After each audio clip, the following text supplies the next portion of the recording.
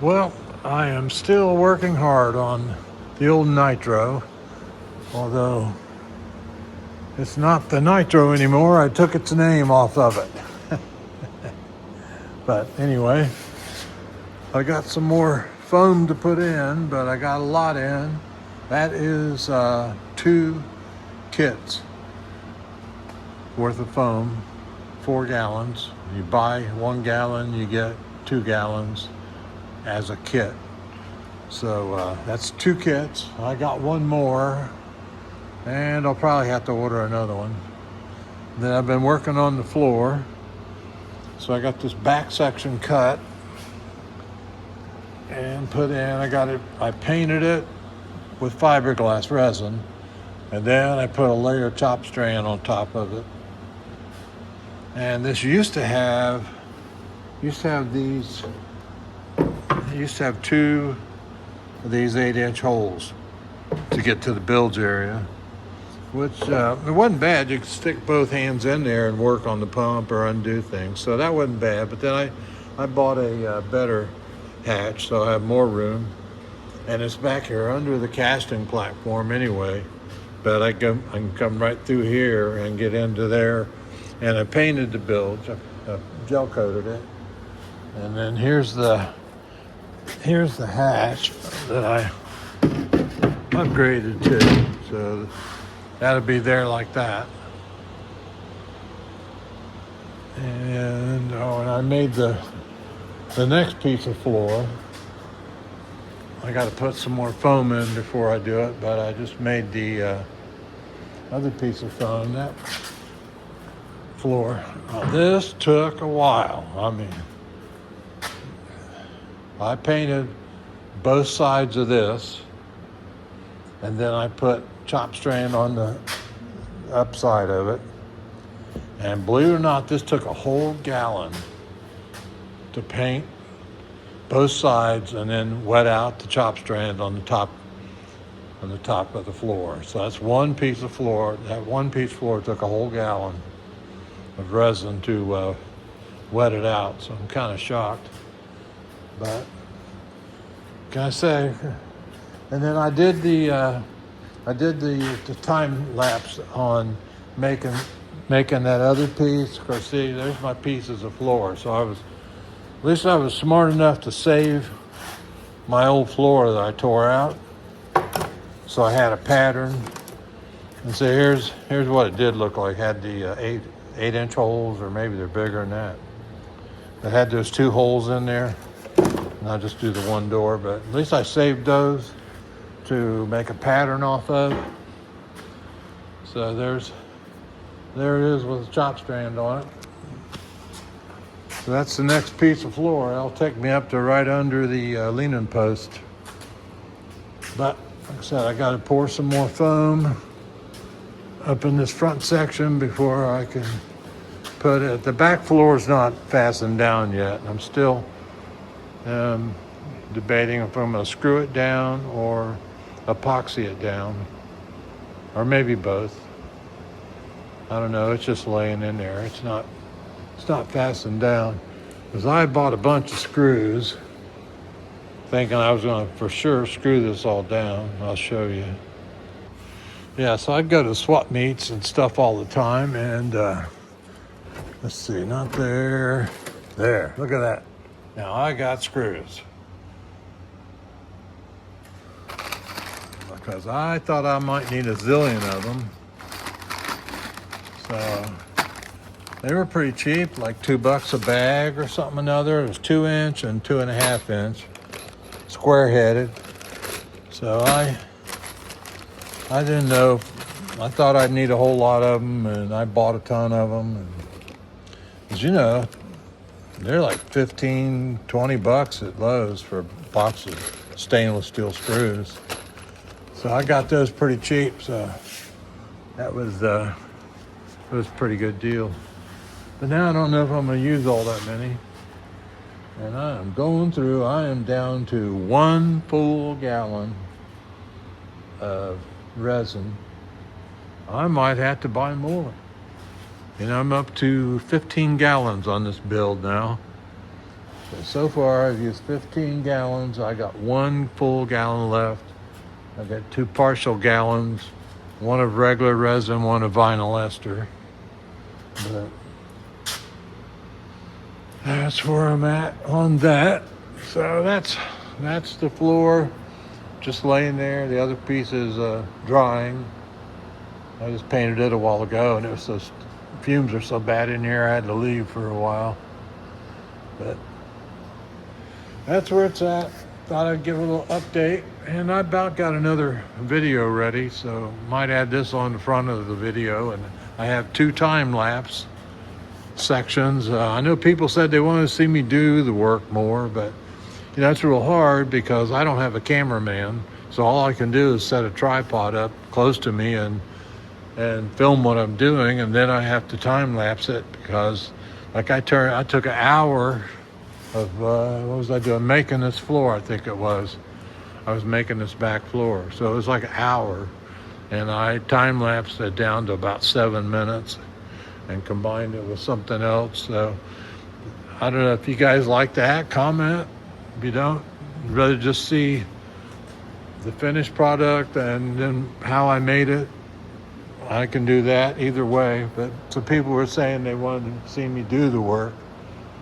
But like I said, that's hard to do because you have to have a cameraman follow you around all the time because, you know, I cut wood over there and I put it in here, and then I mix here and I cut my glass here, so I'm running all over this place. So I really don't have no way for the camera to follow me around.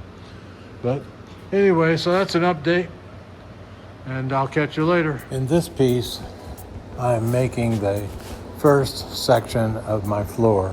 It's the rear section over the bilge, and originally it had 2 portholes, or about 8 or 9 inch holes to access the bilge. And I started to do that and marked them out, but then I bought a bigger hatch so I could access it better. And see, the casting platform goes on the back and has a big access hole in it to tilt the motor up. So it's real easy to get through right there by the motor and access down in the bilge. So fortunately, I saved the pieces of the floor to use them as a pattern. So that's what I'm doing here. I laid it all out, and I traced it out, cut it out. Then I painted it. What I call painting is resin. You know, I mix up fiberglass resin, and then I paint every piece of wood I put in the boat. I paint it with that, and then on the top for the floor, I put a layer of top strand on top of that. It takes a lot of resin, but just trying to protect the wood. I hope you enjoy it.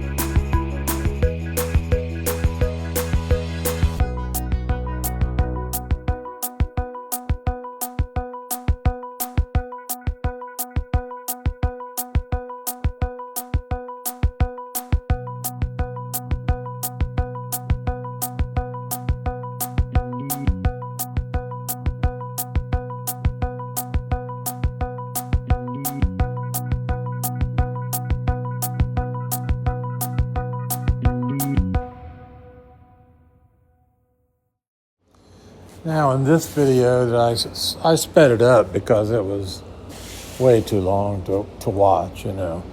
But in the first part of it, I am using a laser to line up with the stringers, and I'm putting down some backing pads for the leaning post, because it has about 8 screws on each leg of it, and I wanted to put wood under the floor so the screws wouldn't go all the way through and be leakers, and then it has more support on the floor. I mean, it was fine the way it was with the factory. It just had the floor and that was all. But that was fine. Then in the second part of this time lapse, I'm pouring the last of the third kit of pour foam. And I have ordered 2 more kits because I guess it'll take 5. I don't know. But you know, it's the normal. I gotta go over, I gotta mix it, gotta run over in the boat. And then the very last of it, I kind of screwed up, but you can't tell. But I measure the amount and I pour it in that bucket. And then I stir it and I jump in the boat and pour it in the holes. The very last one, I thought, well, I don't have very much. I won't measure it. I'll just pour it in the bucket. So I poured it in the bucket. It turned out to be a whole lot more than I thought I had. So I started stirring it and it started growing real fast.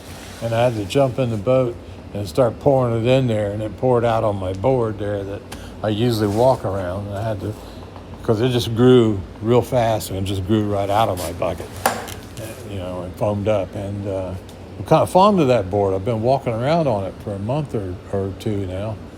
In between the stringers are hard to walk in there with no floor.